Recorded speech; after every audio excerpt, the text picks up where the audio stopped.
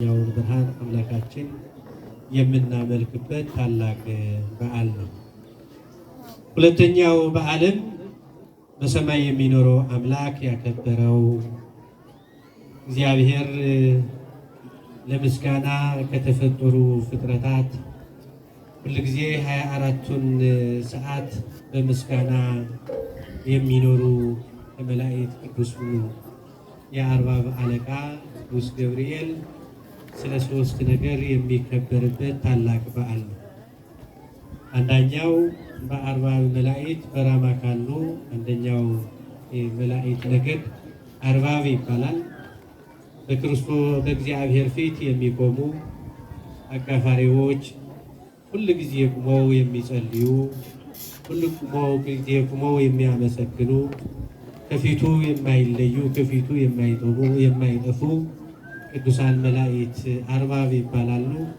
የአርባብ አለቃ ቅዱስ ገብርኤል ነው። ስለዚህ በአርባብ ላይ የተሾሙበት የሹመቱ መታሰቢያ በዓል ይከበራል።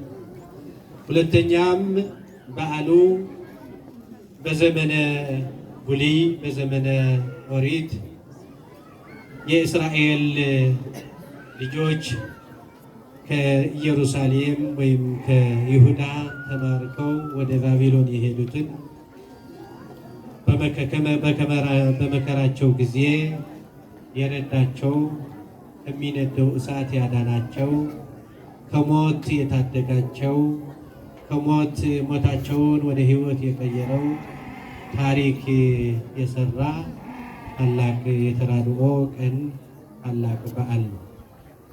በሶስተኛውም ደረጃ በዘመነ ሐዲስ የመጀመሪያው መጋቤ ሐዲስ ይባላል። ቅዱስ ገብርኤል መጋቤ ሐዲስነቱ ዘመነ ሐዲስን ያስተማረ፣ ዘመነ ሐዲስን የሰበከ፣ የክርስቶስን ምጽአት የክርስቶስን መምጣት መጀመሪያ ለድንግል ማርያም ያበሰረ በዓለ ብስራቱ መጋቢት 29 ቢሆንም መጋቢት 29 በዓለ መበስር ተብሎ እንዲከበር፣ ታኅሳስ 19 ደግሞ በዓለ አብሳሪ ተብሎ አብሰራ ገብርኤል እየተባለ እንዲከበር፣ በዓለ ተበሳሪ ደግሞ ታኅሳስ 22 እንዲከበር በሊቃውንቱ በተወሰነው መሰረት በዓሉ ዛሬ በዓለ አብሳሪም ተብሎ ይከበራል።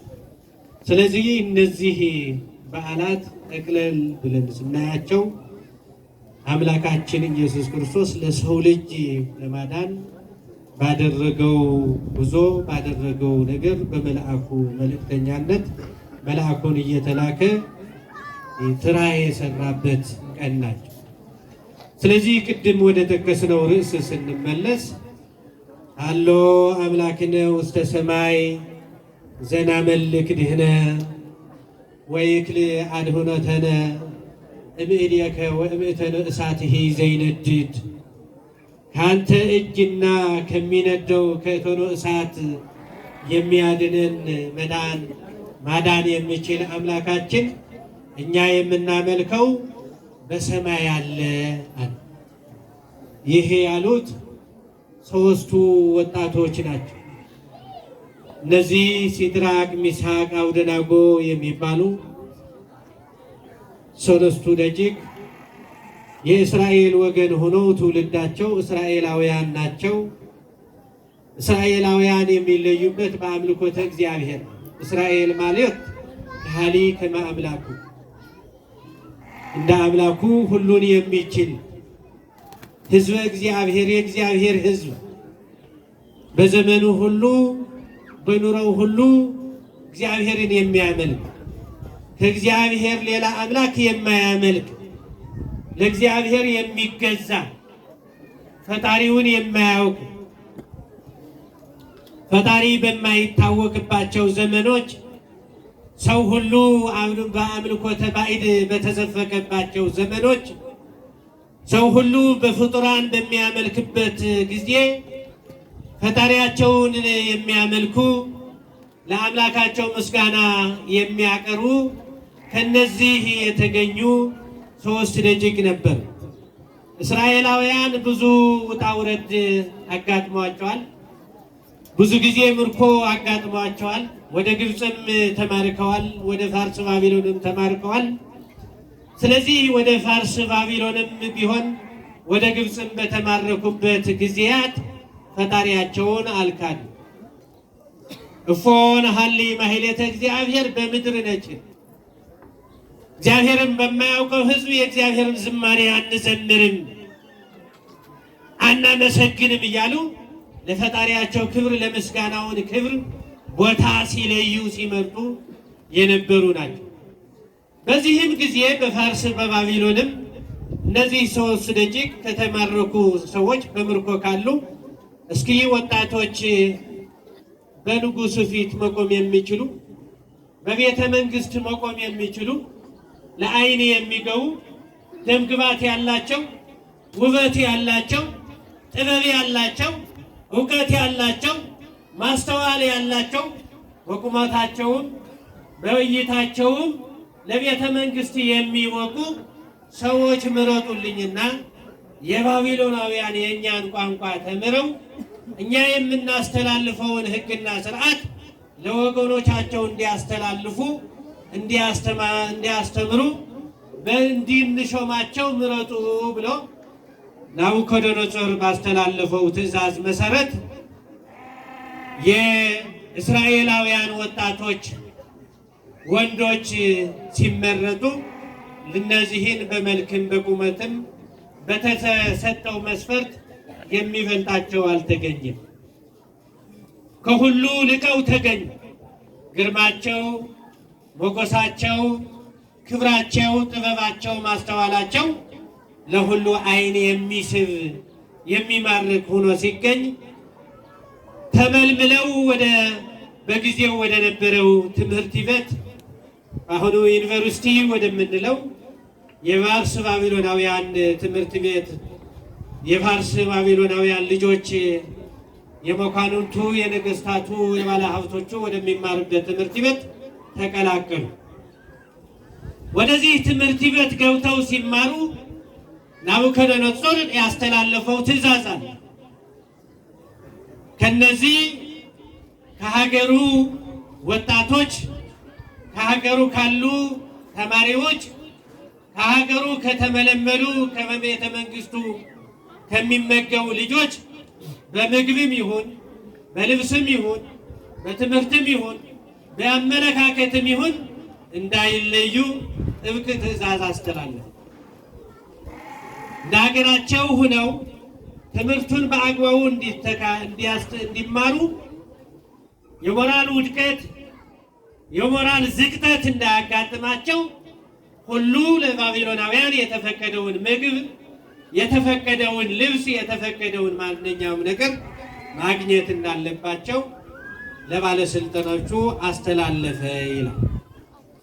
ይህን ዕድል ሲያገኙ እነዚህ 3 ደቂቅ አራተኛው ዳንኤል ይልቁንም ዳንኤል መሪያቸው ነቢዩ ይህን ምግብ ከእግዚአብሔር እንደሚለያቸው አሰበ። በምግብ ከፈጣሪያቸው ጋር እንዳይለዩ ፈጣሪያቸው እንዳያዝንባቸው ከአምልኮተ እግዚአብሔር እንዳይወጡ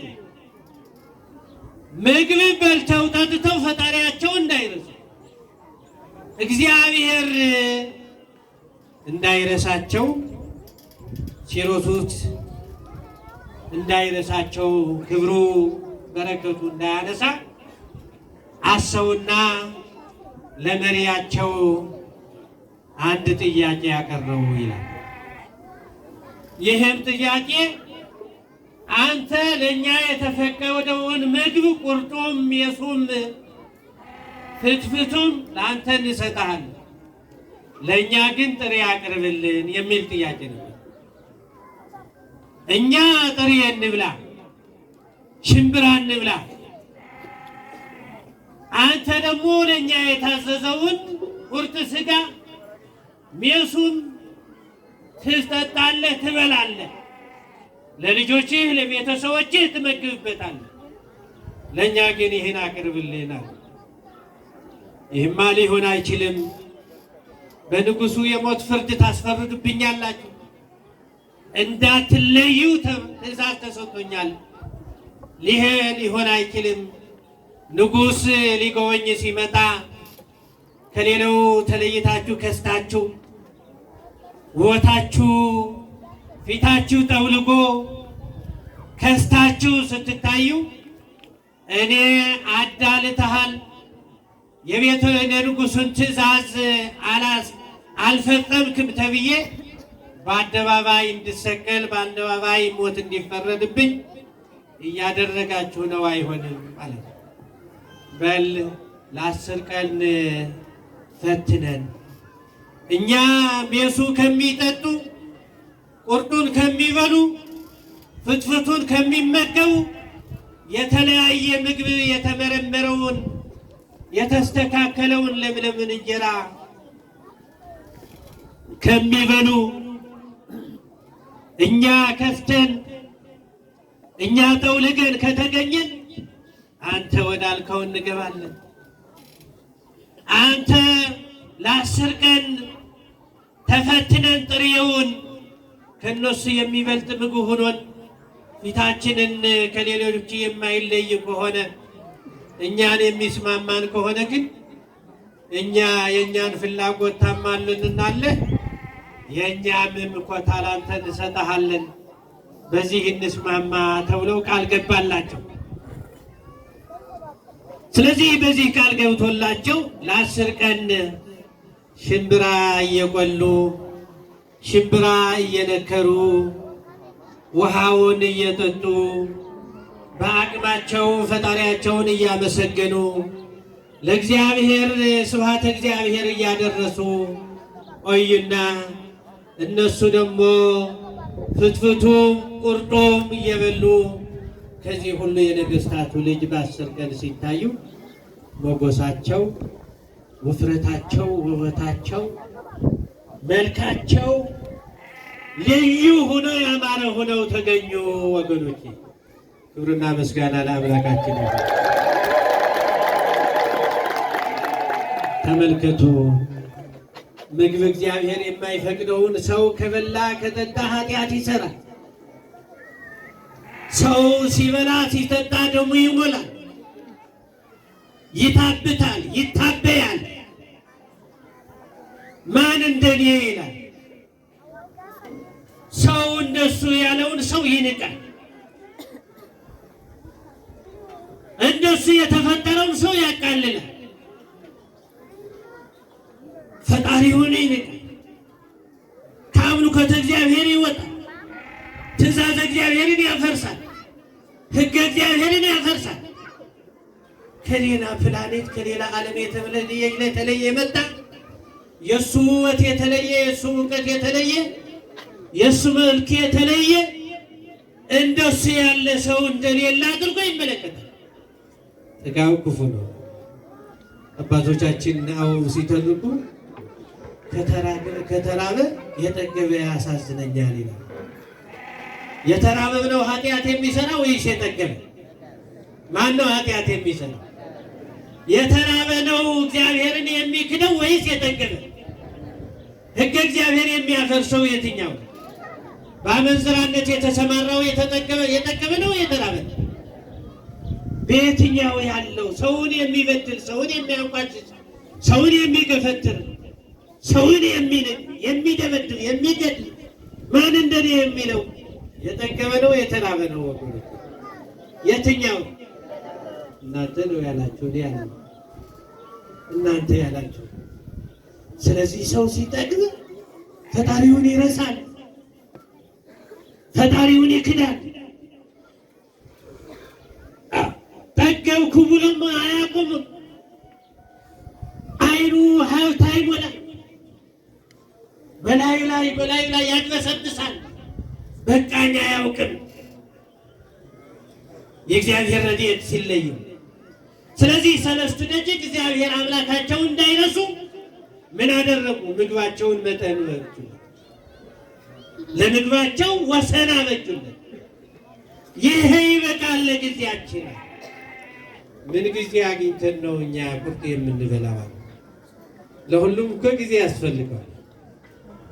ምን ጊዜ አግኝተን ነው እኛ በስደት በምርኮ እያለን እኛ ጠጁን የምንጠጣው?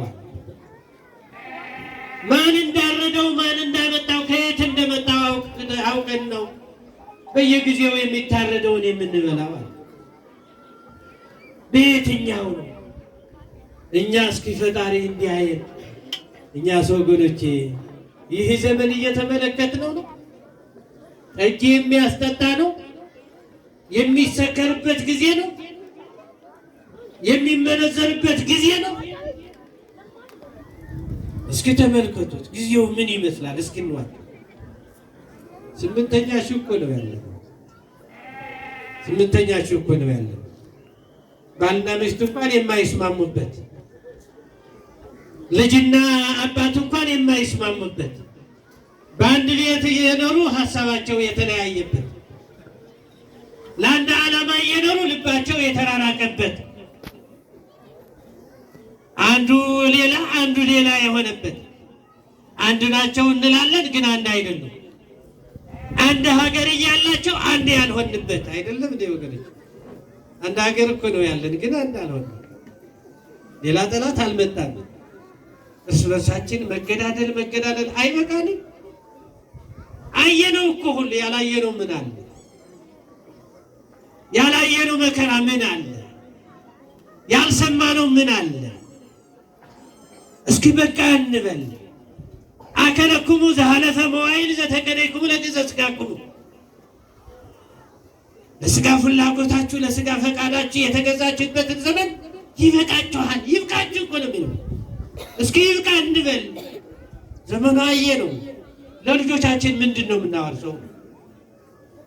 የዛሬ 100 ዓመት 150 ዓመት 200 ዓመት ወደ ኋላ ተመልሰን የነበሩ ታሪኮች አላስማሙንም። እውነት ይሁኑ እውነት አይሁኑ በጊዜው የነበሩ ያውቋቸው። ከዛ በላይ እግዚአብሔር ያውቃቸው። ናቸው አይደለም እኛ እናውቅም አልነበርንም። በዘመናችን የሚሰራ ስራ እኛን እስኪ በእኛ ይብቃ ብለን ለልጆቻችን የተስተካከለ ምቹ ዓለም ብንተውላቸው አይሻልም? እንደገና እንደኛ 200 ዓመት እንዳይስማሙ እኛን ስራ ፈጥረንባቸው እንዲህ ወገኖች እስኪ እንጸልይ እንመለስ። 3 ደቂቅ ይሄ አይመጥነንም፣ ጊዜው አይደለም አንበላም። ነገር ግን በጾም ውስጥ ሆነው የሚበሉትን ሽምብራ ግን ውበት ሆናቸው፣ ሞገስ ሆናቸው። ውበታችን እኮ እግዚአብሔር ነው። መብላትማ እንበላለን፣ መልበሱማ እንለብሳለን። ወገኖቼ መቼ ርካት አለው? መቼ ደስታ አለው? መቼ ራስ መተማመን አለው? ወገኖቼ እየበላ እንዳልበላን ጉልበታችን ይደክማል። ሰው እየበላ እንዴት ይደክማል? እየበላ የሚደክምበት ዘመን እኮ ነው ያለው።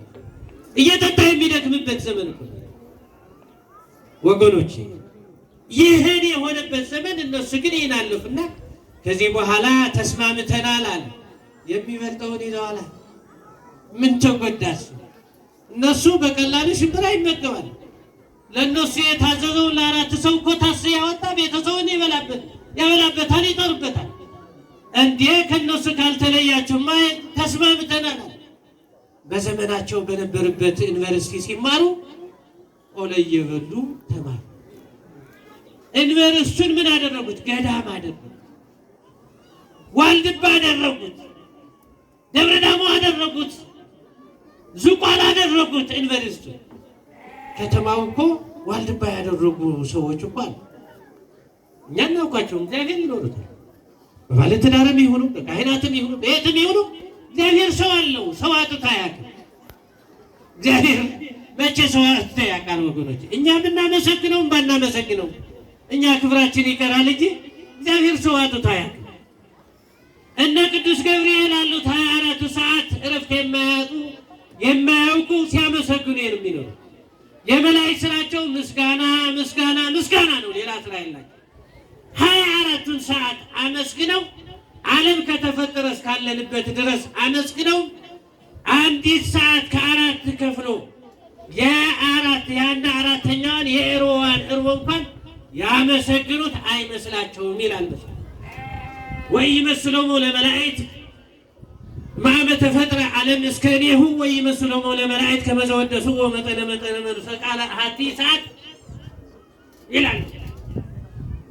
የአንድ ሰዓት የሩዋ ቀን እንኳን ያመሰግኑት የማይመስላል። እኛ አሁን እዚህ ላይ ቁጭ መጥተን ጽላቱ ሌሊቱ ማህሌቱ አድረው ቁመው አስቀድሰው ቀድሰው እኛ አሁን መጥተን እነዚህ ሰዎች አቆሙን እኮ ሰዓት ወሰዱብን እኮ ሲለፈልፉብን ሲፈራረቁብን ደከመን እኮ ጉልበታችን ራደ እኮ ተንቀጠቀጥን እኮ ትላላችሁ ትሉ ይሆናል። በሉ እንግዲህ እኛ የማይቀረውን እያስተላለፍን ነው። ከራሳችን እያወረድን ነው። እየለፈለፍን ሳይሆን መንግሥተ ሰማያት የምትወረሰው ይህን የሰራ ነው እያለ የሰማያዊ ንጉሥ የእግዚአብሔር መልእክት እያስተላለፍን ነው።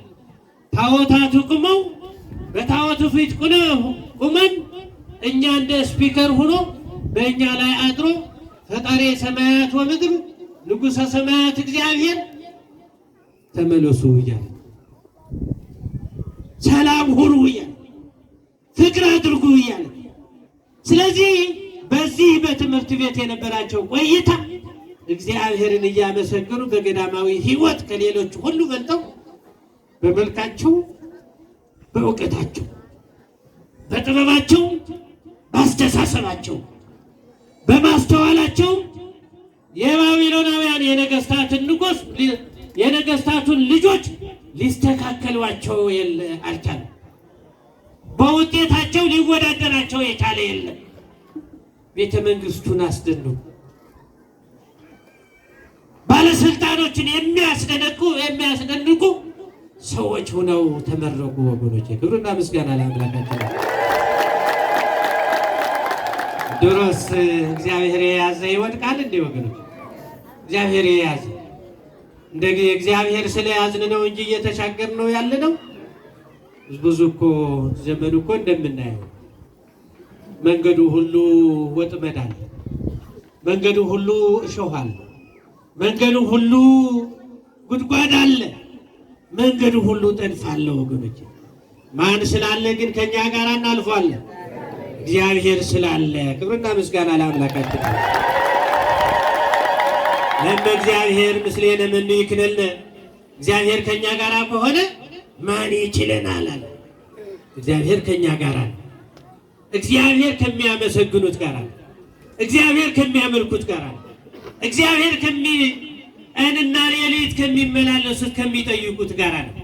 እግዚአብሔር ከሚገፉ ጋር አለ። እግዚአብሔር ከሚገፈተሩ ጋር አለ። እግዚአብሔር ከሚናቁ ጋር አለ። ከተናቁት ጋር ነው እግዚአብሔር። ስለዚህ እግዚአብሔር ከኛ ጋር ነው። ደስ ይበላችሁ ወገኖቼ። እነዚህ ተመርቀው ከወጡ በኋላ ስልጣን ተሰጣቸው። ባቢሎናውያን በስልጣናቸው ቀኑ። በእውቀት ይበልጧቸዋል፣ በአስተሳሰብ ይበልጧቸዋል። በቁመና በመልካቸው በውበታቸው እነሱ ሲናገሩ የማያደምጥ የለም፣ በጥበባቸው የማይደነቅ የለም። ወገኖች አንደበታቸው እግዚአብሔር የገራው ነው። በእግዚአብሔር የተገራ አንደበት ነው ያላቸው። ስለዚህ በባቢሎናውያን ክብርና ሞገስ ሲሰጣቸው ሰዎች ግን ቀኑባቸው። ዓለም መቀኛ ናት። ዓለም ተንኮለኛ ናት። እግዚአብሔር ያለበት የእግዚአብሔር ሰዎች ስታስታድድ ነው የምትኖረው ዓለም። ማንስ ያላሰደደችው ዓለም አለ? ሐዋርያትም ተሰደዋል፣ ነቢያትም ተሰደዋል፣ ሰማዕታትም ተሰደዋል። ምን መሰደድ ብቻ አንገታቸውን ተቀልተዋል ሰማዕታት። በዓለም ያለው ይህን ነው። በዓለም ሳላችሁ መከራ አላችሁ ነው ያለው። በዓለም እስካለን ድረስ ለምንድን ነው ሃይማኖታችንን ስናጽና፣ ስንጸልይ፣ ስንጾም፣ ስንቆር ወደ ቤቱ ስንመጣ መከራ የሚበዛብን የሚሉ የዋሆች ይኖራሉ። ታዲያ በዓለም ካላችሁማ ምን አለ? አመለጠብኝ እያለ እኮ ነው የሚፈትነን ሰይጣን። ሊያመልጥብኝ ነው እያለ እኮ ነው የሚፈትነን። እያመለጥብኝ ነው ብለን እንጂ እነሱማ ጓደኞቹ ናቸው። አውረውት ያሉ ይፈትናል እንዴ ሰይጣን? ሊያመልጠው ያለ ነው የሚፈትነው። ስለዚህ በበርታት እንጂ ወደ ኋላ ማፈግፈግ አያስፈልግም ማለት ነው።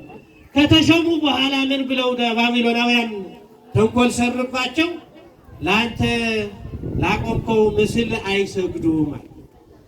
ናቡከደነፆር 60 ክንድ ቁመት ያለው ወርዱ 6 ክንድ የሆነው ዱራ በሚባለው አደባባይ አምላክ ብሎ ጣዖት አምልኳል። የሀብቱን መጠን የሚታወቅበት ዝናው የሚታወቅበት በወርቅና በዕንቁ የተሰራ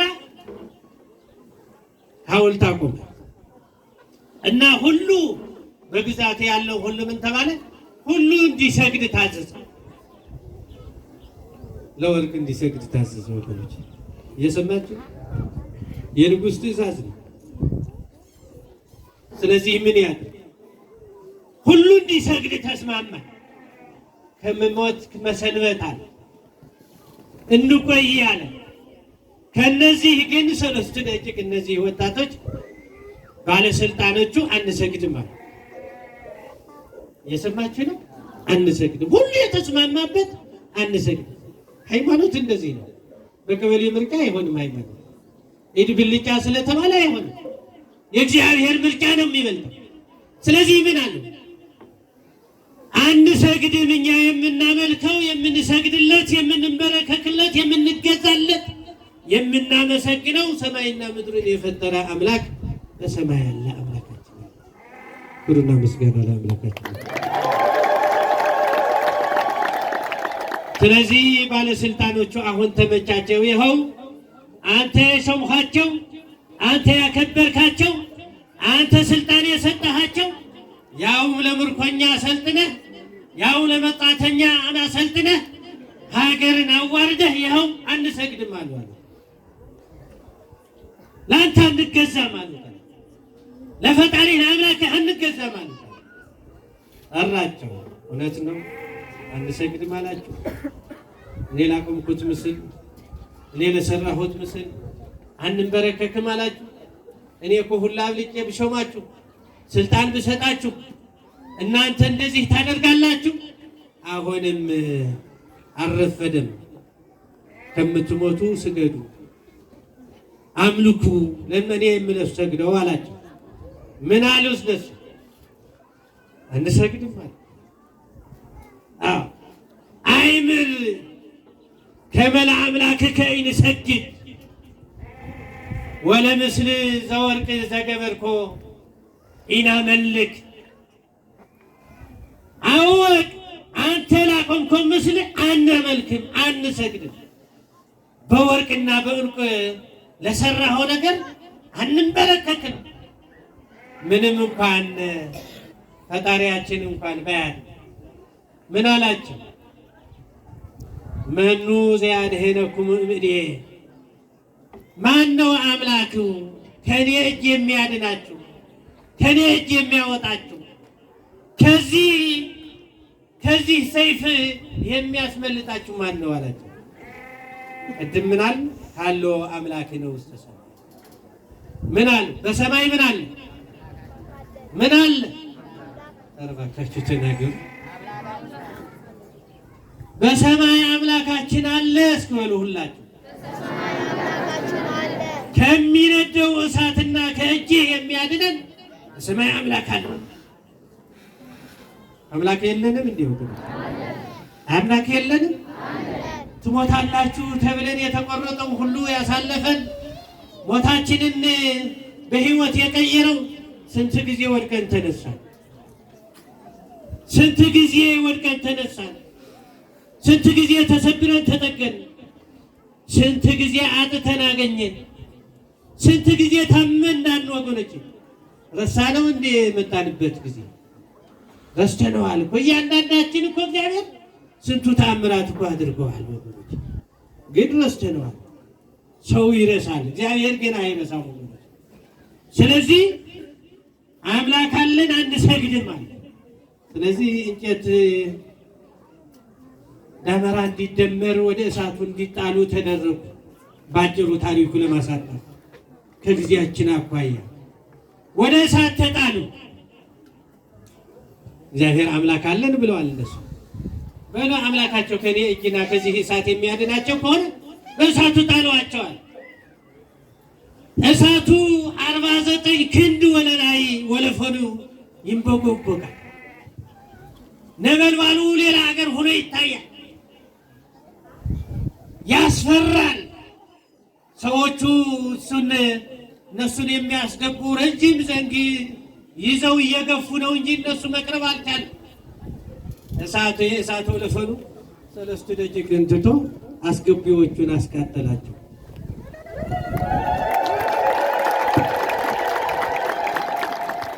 ለዩ። የትኛው ነው እልል ያስበላቸው? መዳናቸው ነው ወይስ እነዛ ሰዎች አስገቢዎቹ መቃጠላቸው ነው? መቃጠላቸው ነው። ተው ተው፣ ሁሉም የኛ ናቸው። ሁሉም አዳም ሰው ናቸው። እነሱም ተገደሉ። ስለዚህ መዳናቸው ከሆነ አሁንም ደግሞ አይበቃም።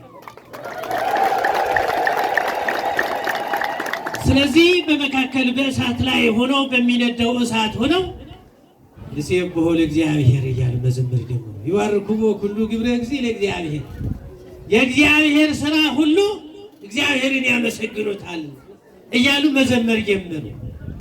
ንጉሱ እሳቱን ሙቀቱን ፈርቶ ወዲያ ተራራ ላይ ከተማ ላይ ሆኖ ሲመለከት ሰዎቹ 4 ሆነዋል። የገቡ 2 3 ናቸው። 4 ሰው አላቸው እና ምንም እሳቱ አልነካቸው፣ አላቃጠላቸው። እነሱ ይዘምራሉ፣ ክብር ተጨምሮላቸዋል። ሌላ ሰው ሆነዋል። ነጭ እንደለበሱ ልብሳቸው አልወለቀ፣ አላቃጠሉ። ወራው ኦምን ይመስል ወልደ እግዚአብሔር። ምን ነው ነገሩ? እናንተ ሰዎች 2 3 ሰው አይደለም እንዴ ያስገባ ነው አለ ጠየቀ መካኑ። አዎ እውነት ነው ንጉሥ፣ 3 ሰው ናቸው እና 4ኛ ያላቸው እሳ እንዲያም 4ኛው ከነሱ ይለያል። በመልኩ በውበቱ በብርሃኑ ከነሱ የተለየ ነው። ከየት መጣ አለ። ማን ነበር 4ኛ? ማን ነበር 4ኛ? እባካችሁ ተናገሩት። ምንድነው ፍርሃት? ሰይጣን ይርዳል እኮ ስሙ ስትጠሩ። መልአኩ ቅዱስ ገብርኤል ነው። እባካችሁ መልአኩ ማን ነው? ቅዱስ ገብርኤል። እስኪ በሉ ሁላችሁ ማን ነው? ቅዱስ ገብርኤል እየበረረ ወደ እነሱ መጣ። ወደኛም ወደ ሀገራችንም ወደ ከተማችንም ወደ ጓዳችንም ወደ ትዳራችንም ወደ ስራችንም ማን ይምጣ? መልአከ እግዚአብሔር ቅዱስ ገብርኤል ይምጣ። አምላካችን መልአኩን ይላክልን። አዎ እኛም የሚነድ እሳት አለን፣ በየቤቱ የሚነድ እሳት አለ። የማይታይ እሳት አለ፣ የማይታይ የማይጠፋ እሳት አለ በየቤታችን። እረፍት ያሳጣን፣ እንቅልፍ ያሳጣን፣ ኑራችን ያመሳቀለው፣ ህሊናችን ያመሳቀለው፣ መንገዳችን ያሳሳተው መንገድ ብዙ እሳት አለ በየቤታችን ወገኖች። እኛ እንደክማለን፣ እንሮጣለን፣ አልበረከቱ ብለን አላለም። እኛ ሰላሙን እንፈልጋለን፣ ሰላሙ ጠፍቷል። እኛ ፍቅር እንፈልጋለን፣ ፍቅር የለም። እኛ መቁረብ እንፈልጋለን፣ መቁረብ የለም። ንስሐ መግባት የለም። እኛ ዓለም ሰላም እንድትሆን እንጸልያለን፣ ሰላሙ ግን ርቆዋል። እርስ በርሳችን መጠፋፋት ሆነ ስራችን። በየቤታችን የዘረኝነት እሳት እየነደደ ነው። የመለያየት እሳት እየነደደ ነው። የመባላት እሳት እየነደደ ነው። የመጠፋፋት እሳት እየነደደ ነው። መስማማቱ ጠፍቷል። ሰላም መሆኑ ጠፍቷል። መተሳሰቡ ጠፍቷል። ፍቅር ጠፍቷል። ጎረቤት ለጎረቤት አውሮ መውረድ፣ አውሮ መዋል፣ አውሮ መብላት፣ አውሮ ቡና መጠጣት ትቶታል። ማን ይተማመናል? የጅብ አካሄድ ነው እኮ እየሄድን ያለን። ጅብ እንዴት ብሎ እንደሚሄድ ታውቃላችሁ ወገኖች? አንድ ኋላ አንድ በፊት ጅብ አይሄድ። በጅብ ሕግ ስጋ ደስ ካለው ሊቆምደው ይችላል። ጅብን አይበላም የሚል ሕግ አላቸው የላቸው። ስለዚህ ተጠባብቆ ምንድነው ሄደው ጎን በጎን ነው። እኛም እየሄድን ነው ያለነው። ሰው ሲያይ ቀድሞ አባቶቻችን ሰው ደስ ይላቸው ነበር። እንግዳ ሲያዩ ይደሰቱ ነበር። ወደ ቤት ለእንግዳ ይለን ነበር። አዎ ከኛ ጋር አይደር ይሉ ነበር ለየማሁት መንገደኛ። አሁን እንኳን ከኛ ጋር አይደር ለምን ኦስማን ይሰማዋል? ከየት የመጣህ ነህ? ማስታወቂያ አለ? ምን ቋንቋ ተናጋሪ ነህ? በመንግስተ ሰማያት እኮ እንዲህ የለም። ከየትኛው ክልል ነህ የመጣኸው የሚል የለም። የምን ቋንቋ ተናጋሪ ነህ የሚል የለም። ምን ሰርተሃል ነው የሚለው በመንግስተ ሰማያት ያለው። ቆርበሃል ወይ? ስጋዬን በልተሃል ወይ? ደሜን ጠጥተሃል ወይ?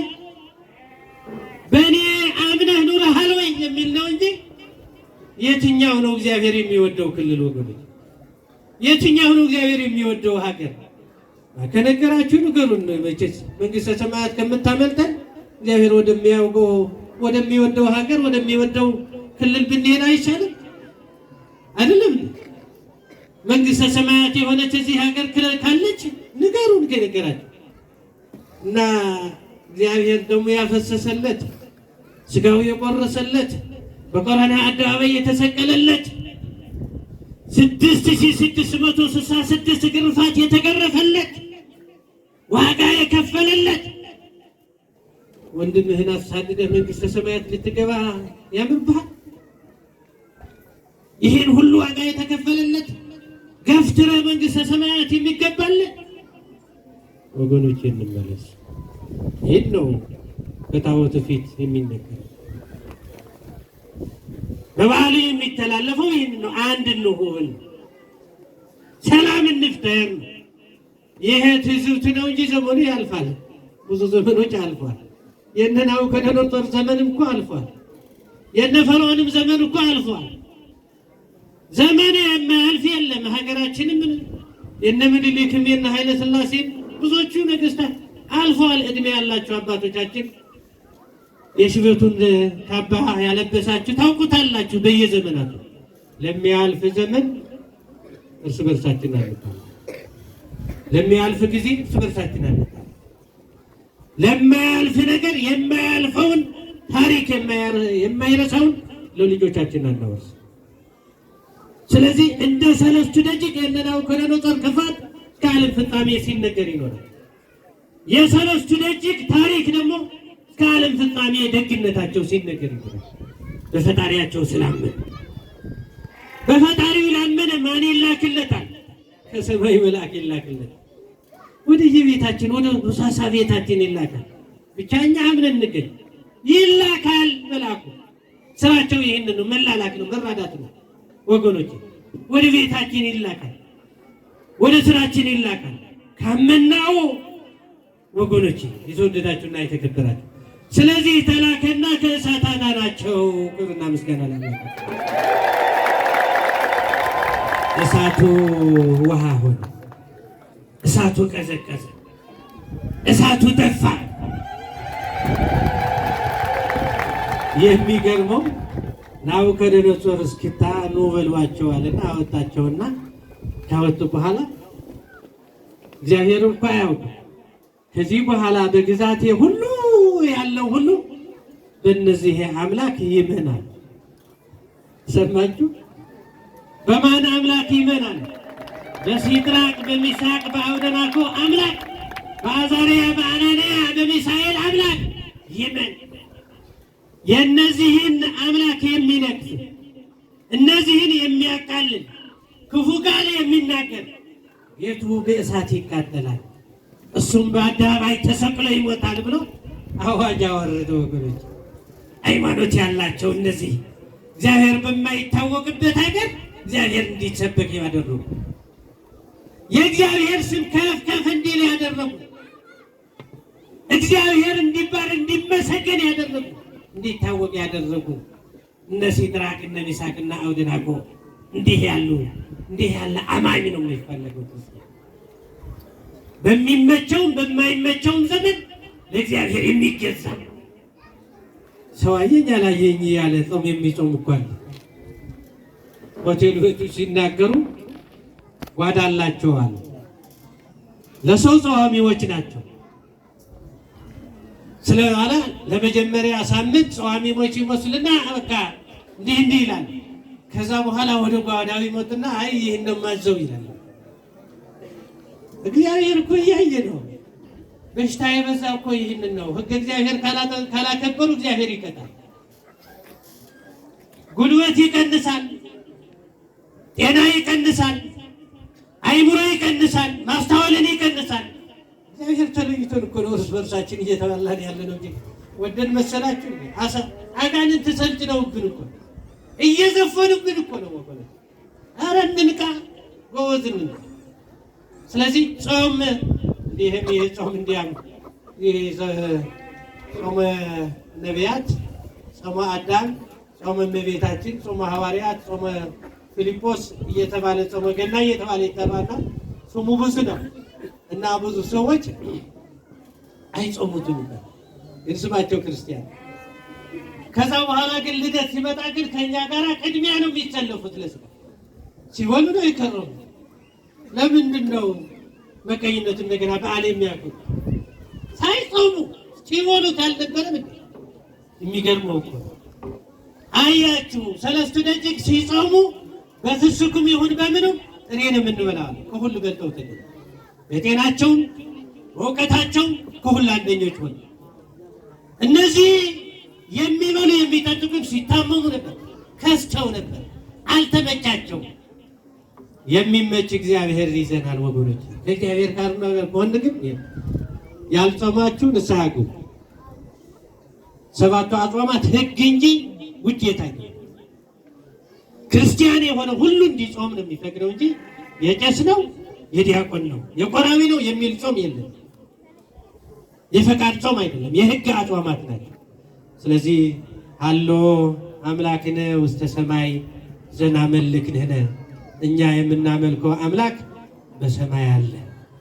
የማን አምላክ ነው? የማን አምላክ ነው? የሁላችን አምላክ ነው። ለሰለስቱ ደቂቅ የደረሰ አምላክ፣ ለሰለስቱ ደቂቅ የረዳ አምላክ ለእኛም ይረዳናል። የእኛም አምላክ ነው። የእኛማ ይበልጥኑ ተሰቅሎልናል፣ ከእኛ ተወልዷል። ከሰለስቱ ደቂቅ የሚበልጥ ቅርርብነት ከእኛ ጋር ነው። አምላካችን ሰው ሆነዋል። በዘመናችን የምህረት ዘመን ነው፣ የፍዳ ዘመን አይደለም ያለን። ስለዚህ ከእኛ ግን ምን ይፈልጋል?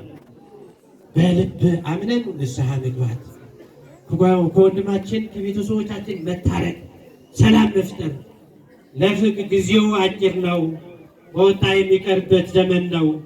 ስለዚህ አለን እያልን እንደወጣን እንዳንቀር ንስሐ እንግባ። ስጋውን ደሙን እንቀበል። ስጋውን ደሙን ተቀብለን ንስሐ ገብተን የመንግስቱ ወራሾች የክብር ቀዳሾች እንድንሆን የአምላካችን ቅዱስ ፈቃዱ ይሆንልን። የመልአኩ የቅዱስ ገብርኤል በረከት ረድኤት በሁላችን ላይ ይደር። መጨረሻችን ያሳምርልን። ወስብሐት